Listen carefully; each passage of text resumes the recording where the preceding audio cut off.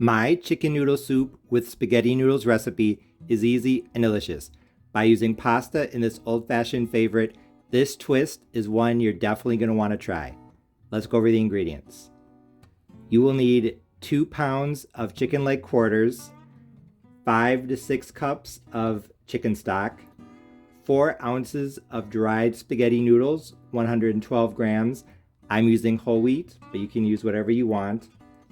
Some aromatic vegetables, about half of a large onion, 3 to 4 garlic cloves, and 1 small celery stalk chopped. You'll also need some frozen mixed vegetables, 1 2/3 of a cup, 180 grams. It's a mix of carrots, corn, green beans, and peas, but you can use whatever you want. For the spices, I'm just going to use some black pepper and salt to taste. And as you can see, I have a pot here, but I also have a pot off to the side with some pasta water that I'm keeping warm. I'll explain why I am going to boil the spaghetti off to the side later on. As you can see, my chicken is already cooked. Yesterday, I boiled the 2 pounds of chicken leg quarters with some aromatic vegetables, garlic, onion, celery, carrot, and bay leaf. I took out the chicken and I put the stock off to the side. So now I am ready to go. This goes really fast, so make sure you have everything ready. The first step is just adding the chicken stock to the pot. So I'm going to do this. Even though I'm using homemade chicken stock, you can definitely use store-bought. And if you do use store-bought, I highly recommend adding a bay leaf or two, because bay leaf really adds a lot of flavor. Now I'm going to add the aromatic vegetables. And now I'm going to turn on the heat to high, bring this pot to a boil, while keeping my pasta water on low heat, just so that I can bring it to a boil quickly when I need it. Now that my aromatic vegetables have come to a boil, I'm going to turn down the heat to medium-high, gas mark 4 out of 6, and I'm going to continue boiling them for 10 minutes. This is just to soften them a little bit, take away their bite. I want the garlic and onion to be in the background of the soup, but I don't want them to overpower it. At this point, I'm also going to turn up the heat on my pasta water a little bit, just so that it will come to a boil 10 minutes from now. Also, while this is coming to a boil, I'm going to start deboning the chicken. So I'm just going to take the meat off the bone. So I will bring you back 10 minutes from now. My aromatics have been boiling for 10 minutes. My chicken is deboned, my pasta water is boiling, so now it's time to go on to the next step. I'm going to add my frozen mixed vegetables. At this point in time, partially frozen mixed vegetables. And I am going to continue boiling this pot for 10 minutes. I think 10 minutes will be enough for the vegetables to get soft but not mushy and still keep their vibrant color, which is exactly what I want. Like I said, my vegetables are only partially frozen now because they've been sitting out, but you don't have to thaw them. You can literally just open the package and pour in the frozen vegetables. Now it's time to add the pasta. So you might be saying, Chef Parnell, why are you cooking your spaghetti separately?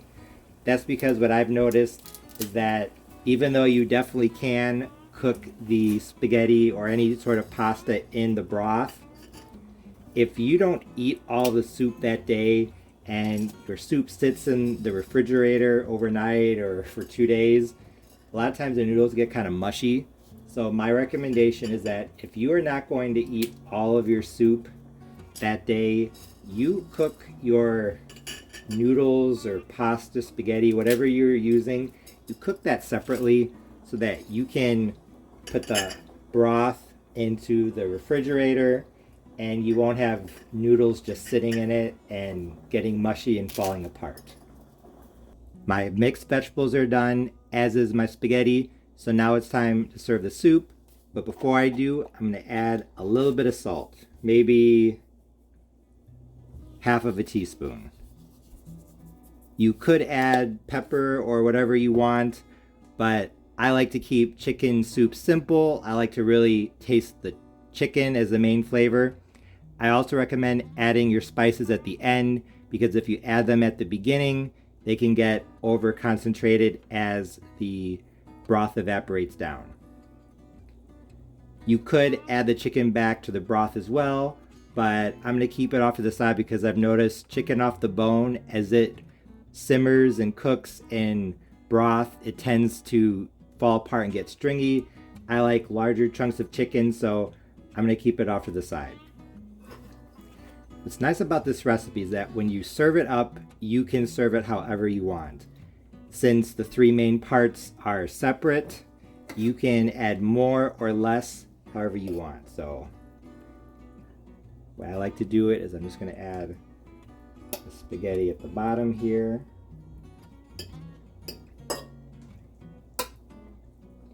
Like I said, if someone wants a lot of spaghetti, not a lot of spaghetti, more meat, less meat, more broth, less broth, since everything is separate, you can accommodate requests. So I'm going to put it over here. Now for the chicken.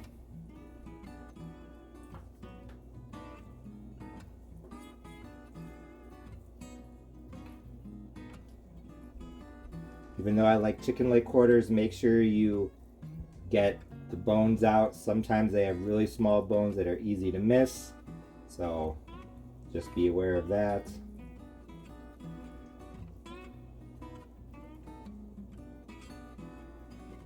Chicken, okay. And now the broth. After adding the broth, I took my first bite, and when I did, I knew that my chicken noodle soup with spaghetti noodles recipe was a big success because it was absolutely delicious.